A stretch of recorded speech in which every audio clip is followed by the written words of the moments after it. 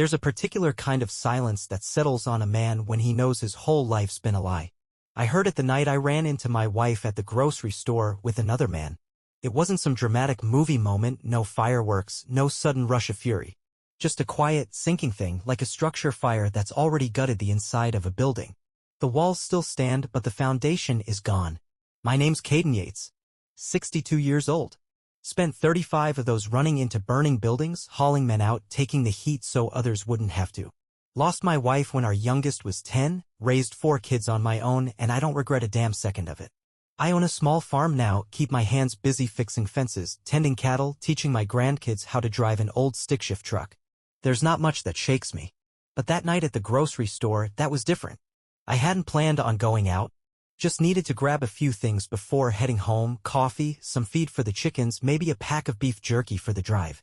The store was mostly empty, just a few tired faces pushing carts through the aisles, the hum of the overhead lights filling the quiet.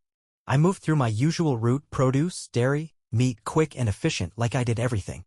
And then, as I turned the corner into the snack aisle, I saw her. Holly. She was laughing, head tilted just slightly, eyes warm. The same look I used to get back when things were good. Only it wasn't me standing next to her. It was him. A younger guy, maybe late 30s, built like someone who spent more time admiring himself in the mirror than doing real work. Clean-cut, paramedic uniform, the kind of man who knew exactly how to slide into the cracks of a marriage. I didn't move. Just watched. She reached out, touched his arm, a casual thing, too casual. A touch meant for someone familiar. Someone who wasn't me. The guy leaned in slightly, close enough that any fool could see what was happening. I clenched my jaw, feeling the weight of it settle in my chest. Not anger. Not yet. Just certainty. The kind of knowledge you don't want but can't ignore. The cashier at the end of the aisle, Hannah, I think her name was, gave me a quick glance, barely registering the situation before going back to scanning some ladies' groceries. She looked exhausted, like most people in this town, like she'd seen too many long shifts and not enough sleep. She wasn't paying attention. No one was. Holly still hadn't noticed me. I took a slow breath, steadying myself, then turned and walked to the checkout. No use making a scene in a damn grocery store. The drive home was quiet, the rumble of my truck the only sound. My hands gripped the wheel tighter than they should have, the familiar weight of my wedding band pressing against my skin like a reminder, one that didn't mean a damn thing anymore. I pulled into the driveway, the farmhouse dark except for the porch light I always left on. Habit. The dog, Murphy, padded up to meet me, tail wagging, sensing something was off but not sure what. I gave him a quick pat and went inside, setting the bags down on the counter. Holly wasn't home yet. I checked my watch. Nearly 10. She told me she was working late. I sat down at the kitchen table, staring at the grain of the old wood, the knots and scratches, the burn mark from that time my son left a hot pan sitting there when he was 15. This table had seen years of family meals, late-night talks, laughter, arguments. And now it was where I was realizing my marriage had been running on fumes for longer than I cared to admit. I reached for my phone, hesitated, then unlocked it. I wasn't the kind of man who snooped. Never had been. I'd always believed in trust, in the kind of commitment that didn't need proof. But I'd also never been a fool. Her messages weren't hard to find. Victor Moore. That was his name. The texts weren't overtly romantic, but they didn't need to be. They had a rhythm, a familiarity. Inside jokes. The kind of easy back and forth that didn't belong between a married woman and another man. I scrolled, my pulse steady, scanning through conversations about long shifts, about needing someone who understood, about how it's just nice to feel seen. I set the phone down. There it was. Not just suspicion. Proof. I leaned back in my chair, exhaling slow, feeling the weight of it settle in my bones. This wasn't rage, not yet. Rage was easy. This was something colder, heavier. The kind of anger that took its time. The kind that built a fire in a man's gut, one that wouldn't burn out until justice was done. I wasn't going to yell. Wasn't going to beg or cry or give her a chance to spin some excuse. No. I was going to handle this the way a man should, quietly, deliberately, with complete control. I wasn't just going to catch them. I was going to make them regret every single second of it. The next morning I was up before the sun. Habit. Years of early shifts at the firehouse never left me, and the farm made sure I stayed in rhythm. The sky was just starting to lighten, the air still carrying that sharp bite of leftover winter. I stepped onto the porch with my coffee, Murphy trotting at my heels, his ears perked like he knew something was off. Holly's car was in the driveway. She must have come in late, quiet enough not to wake me. I took a sip, letting the heat settle in my chest, and watched the horizon. A man needs to think before he acts. I'd spent my whole life making decisions in seconds, pull him out or let him burn, breach the door or find another way, risk everything or hold back. I never hesitated when lives were on the line. But this was different. Inside, the house smelled like coffee and something floral, her perfume. I could hear her moving around in the kitchen, the soft clink of dishes, the shuffle of feet. Normal morning sounds. The kind you don't think about until they mean something else. I stepped in, set my mug on the counter. She didn't turn right away, just kept stirring cream into her cup. Morning, she said, voice easy, practiced. I leaned against the counter, arms crossed. Late shift. She hesitated just enough to notice. Yeah. Ran over. You know how it is. I nodded. I knew exactly how it was. She finally looked at me, and for a second I wondered if she could tell. If she saw it in my face, in the set of my jaw. But she just gave me that same tired smile, the one that used to mean something. You okay? She asked. I let the silence stretch, watching her. Yeah. Fine. She nodded, took a sip of her coffee. Business as usual. A woman who had no idea her world was about to burn down. I spent the day in town, keeping busy. Stopped by the feed store, made conversation with the old-timers on the porch, nodded at familiar faces. No one knew what was going on inside my head. And that's how I wanted it. A man shouldn't let the world see his wounds before he's figured out how to close them. By noon, I found myself at the diner. The kind of place where everybody knew your name, where a man could sit with a cup of black coffee and not be bothered unless he wanted to be. Ursula was already there, leaning against the counter, picking at a plate of fries like she had all the time in the world. She spotted me before I sat down, smirked like she knew why I was there. Didn't take you long, she said, pushing a fry through a pool of ketchup. I didn't say anything, just slid into the seat across from her. The waitress came by, refilled my coffee without asking, and walked off. Ursula studied me, tapping her nails against the table. So, you ready to talk? I let out a breath, slow and steady. What do you know? She snorted. More than I ever wanted to. Victor's a piece of shit. You figured that out yet? I nodded. She leaned in slightly, voice dropping. I got pictures. Texts. The whole thing. Not just hearsay, real proof. You want it. I stared at her, weighing the offer. She wasn't doing this out of kindness. Ursula had her own reasons, bitterness, revenge, whatever you wanted to call it. But I wasn't above using it. Yeah, I said. I want it. She slid a manila envelope across the table. Knock yourself out. I picked it up, thumbed through the contents. Pictures grainy, taken from a distance, but clear enough. Holly and Victor in his truck. At a bar. Her leaning against him in the parking lot of the hospital. Proof. Solid, undeniable. I closed the folder, set it aside. What do you want out of this? Ursula's smirk faded. She leaned back, crossing her arms. Same thing you do. To watch him fall. Fair enough. I left the diner with the folder tucked under my arm, the plan already forming. I wasn't about to make a scene, wasn't going to be one of those men who raged and begged and made a fool of himself. No. I'd been a firefighter. A strategist. I knew how to let a fire build until it did the most damage. I went home and got to work. The next day, I was up early, printing out copies of the photos, the messages. I didn't add anything dramatic, just facts. The pictures spoke for themselves. I folded them neatly into envelopes, addressed them carefully. Friends. Family. Neighbors. People who would domineered. People who would make sure the truth spread like wildfire. Then I went to the post office. The clerk, an older guy I'd known for years, gave me a nod as he took the stack. Anything urgent? I shook my head. Just making sure people get what they need. He ran the stamps through the machine, handed me my receipt. Well, you have a good one, Caden. I smiled. Oh, I will. By the time Holly and Victor knew what had hit them, it would be too late. The fallout started slow, like the first few embers in dry brush. A whisper here, a sideways glance there. It didn't take long before the whole town was talking. By the time I made my usual stop at the feed store, I could feel it in the air. People weren't looking at me the same way. It wasn't pity. It wasn't even surprise. It was the quiet respect men give each other when one of their own has taken a hit but stayed on his feet. Hell of a thing, Mike, the owner, muttered as he counted out my change. He didn't look up, didn't need to. Yeah, I said. He slid the receipt across the counter, his fingers pausing just a second longer than necessary. You need anything, you let me know. I gave him a nod, pocketed my cash, and left. I didn't need favors. Just knowing people saw the truth was enough. Holly, though, she wasn't handling it so well. I caught a glimpse of her outside the grocery store later that afternoon, standing by her car, phone pressed to her ear. Her hands were shaking, her jaw tight. I walked past without a word. That night, she finally cracked. I was out in the barn when I heard the back door slam. The sound of her heels clacking against the porch told me she was on a mission. I wiped my hands on a rag and waited. A few seconds later, she stormed in, arms crossed, face tight with something between anger and desperation. "What the hell did you do?" I leaned against the workbench, took my time. "What do you mean?" Her eyes flashed. "Don't play dumb, Caden. You know damn well what I mean. Everyone knows. My coworkers, my boss, she sucked in a breath, gripping the edge of the stall like she needed something solid to hold onto. "You mailed out photos? To my family?" "I mailed out the truth," I said. She shook her head, laughing, but there wasn't anything funny in it. "Do you have any idea what you've done? Do you even care?" I tilted my head. "Do you?" That shut her up. For a second, at least.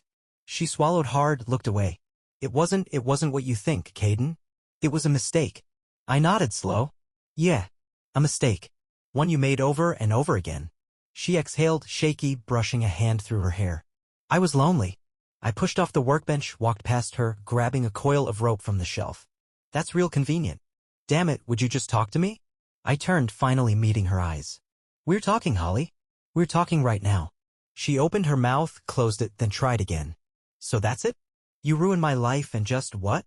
Go back to fixing fences?" I tossed the rope onto the workbench, dusted off my hands. "I didn't ruin anything. You did that all on your own." Her breath hitched, and for a second she looked like she wanted to cry. But she didn't. She wasn't stupid. She knew tears wouldn't get her anywhere with me. I stepped past her, heading for the house. "You should start packing." She didn't follow me. Didn't say another word.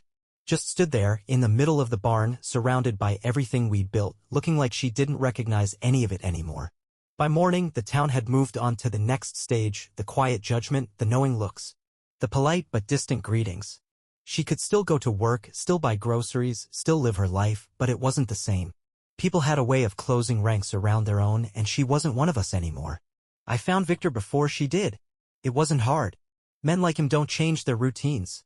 He was at the bar, same stool as always, hunched over a beer like he had real problems. I took the seat next to him, let the silence stretch. He didn't look up. "Caden." His voice was tight, like he'd been waiting for this. "Victor." He stared at his beer, tapping his fingers against the glass. "Guess you had your fun." I let out a slow breath, nodding.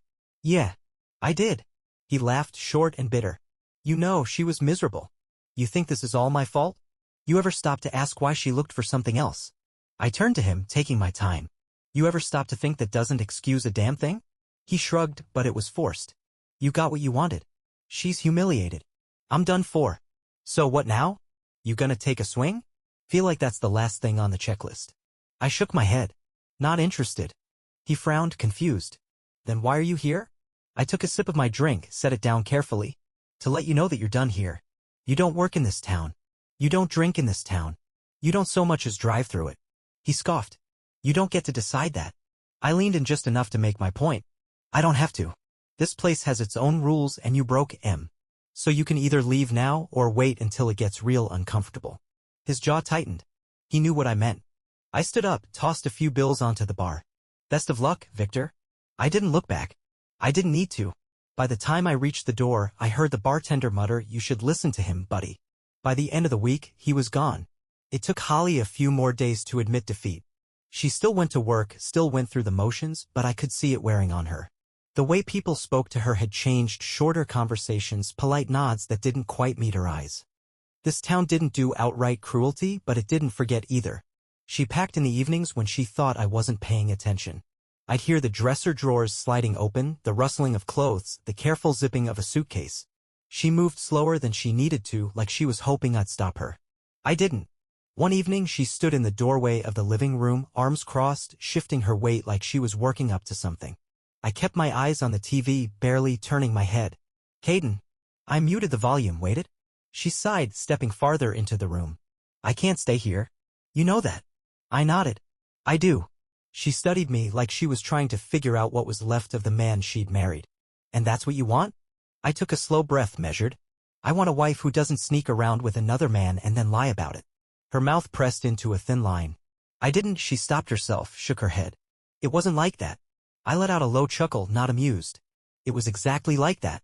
She rubbed her arms, looking down. "I never meant to hurt you." I leaned forward, resting my elbows on my knees. That's supposed to mean something? Her eyes flicked up, searching my face for anything that might tell her this wasn't permanent, that I'd changed my mind. She didn't find it. Where will you go? I asked, though I already knew the answer. I have a friend in Billings, she said, voice quieter now. A nurse I work with. She said I can stay for a while. I nodded again, slow and even. Good. She swallowed hard, shifting in place. I'll need to come back for the rest of my things. I'll box them up. That hit her harder than she expected. A sharp inhale, a barely there flinch. I'd already moved on. She wasn't coming back. She stared at me a moment longer, then gave a small nod, like she understood. All right. Then she left. I didn't watch her go. Just sat there, listening to the sound of the front door clicking shut, the car pulling out of the driveway. A moment later, silence. The next morning, I got up before dawn like always, made my coffee, stepped out onto the porch. The air smelled clean, sharp. The way it does after a storm. Murphy trotted up, tongue lolling, waiting for me to toss him a scrap. I knelt, scratching behind his ears, his tail thumping against the porch. Guess it's just us now, boy. He leaned into my hand, content. That was fine. That was more than fine. A week passed, then another. Holly was gone. No calls, no messages, no last-ditch efforts to explain herself. Just silence. The kind I welcomed. Life settled back into its natural rhythm, early mornings, long days, a steady routine that didn't leave much room for useless thoughts. The town had moved on too. People still gave me looks, nods that carried a weight of understanding, but no one brought it up. That was how it worked. You handled your business, took your hits, and kept moving. One evening I was stacking firewood when I heard tires crunching on the gravel. A dark sedan pulled up, the kind you see at a funeral home or a banker's office. I set the last log down, wiped my hands on my jeans, and waited. The door opened and a familiar figure stepped out. Ursula Armstrong. She closed the door with a hip, took a long look around before settling her gaze on me. Place looks the same. Didn't burn it down yet, I said. She smirked, pulling a pack of cigarettes from her pocket. Mind? I shrugged. Your lungs. She lit up, inhaled deep, then let the smoke curl out slow. Victor left town. Last I heard, he's in Missoula trying to start over. You'd think he was the victim the way he talks about it. I picked up another log, stacking it carefully. That's so. She flicked ash onto the ground. And Holly? I shrugged. Billings, last I heard. Ursula studied me for a second, tilting her head. You don't sound too torn up about it. I grabbed another log, placing it with the others. Why would I be? She let out a short laugh. Most men I know would have gone to pieces. Drinking, moping, making dumb decisions. I turned, meeting her gaze. That what you were hoping for?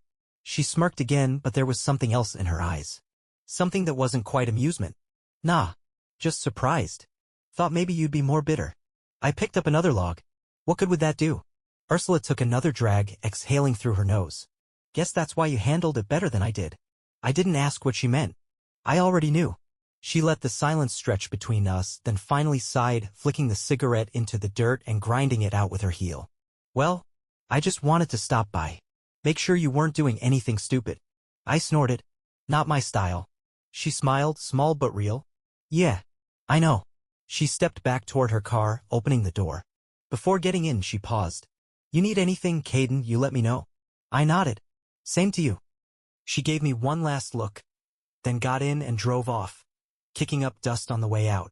I stood there for a while, the last bit of sunlight dipping below the trees, the air cooling fast. Murphy wandered up, sniffing the firewood, then flopped down next to my boots with a grunt.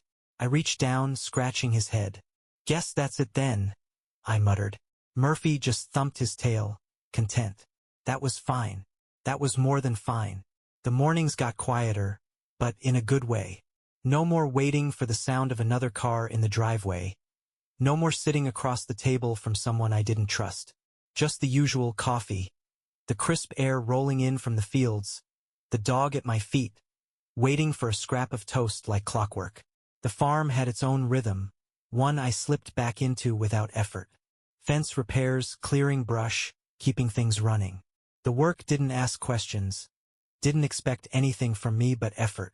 I liked that about it. My son, Adam, called one evening. He was always the first to check in, never dramatic about it, just casual enough to make it seem like he wasn't actually checking in. Hey, Dad, just making sure you're still alive. I smirked, shifting the phone to my other ear. Still kicking. How's the farm? Same as it was yesterday. A pause. And you? I glanced out the window, watching the sky turn that deep orange that only comes around this time of year. Same as I was yesterday. He let out a short laugh. All right, just figured I'd see if you needed anything. If I did, I'd ask. Another pause, then a lighter tone. Kids want to come up soon. Maybe next weekend. Bring em. I'll put em to work. Careful. They'll take you up on that. Good. Kid ought to know how to fix a fence. He chuckled. All right, well, I'll talk to Emma. See what works. Sounds good. Another beat of quiet, then, softer. You sure you're good? I glanced at Murphy, who had sprawled out across the floor like he owned the place. Never better. Adam let out a breath like he'd been holding it. All right, Dad. See you soon. The line went dead, and I set the phone down, watching the last bit of daylight fade behind the trees. The next day, I ran into Mike at the feed store again.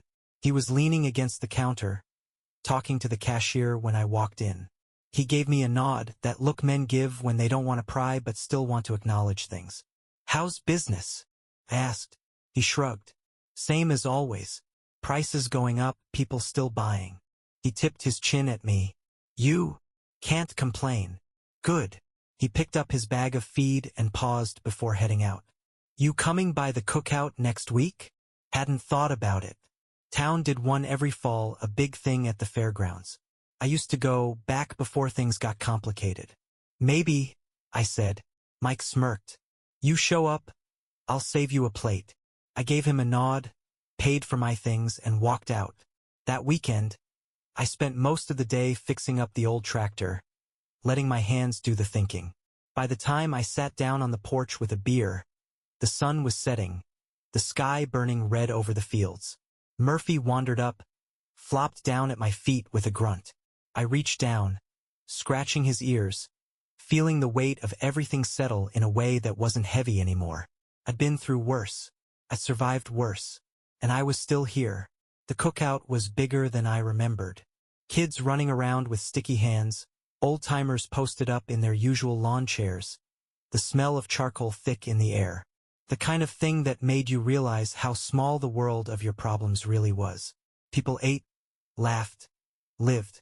Nobody stopped for long to dwell on the past. I hadn't planned on staying long.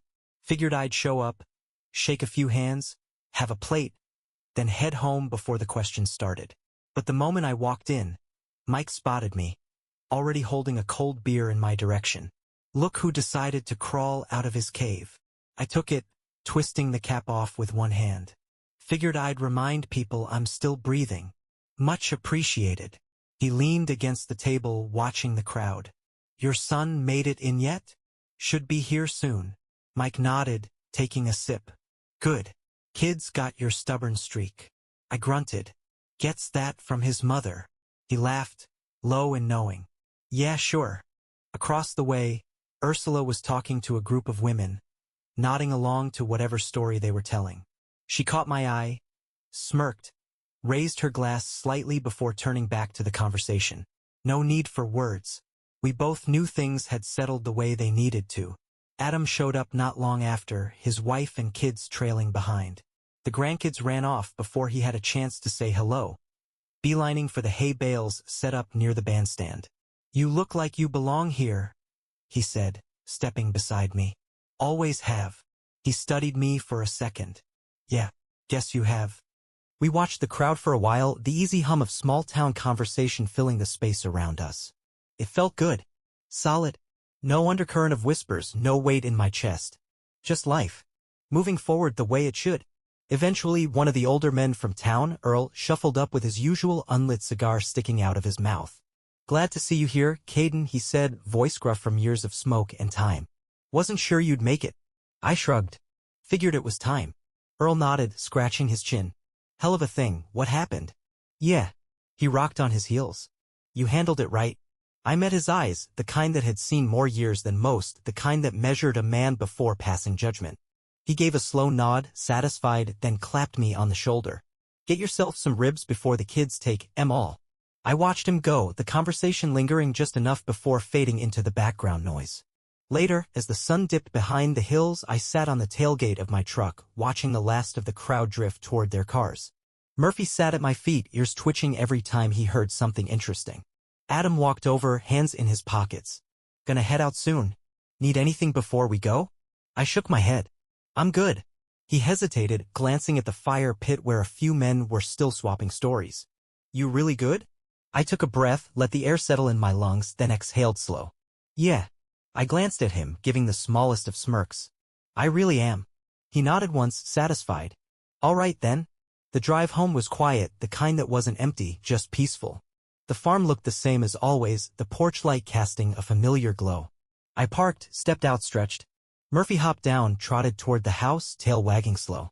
I followed, taking my time, boots solid against the dirt. I'd lost some things, sure. But nothing I couldn't live without. And everything I needed was still right here.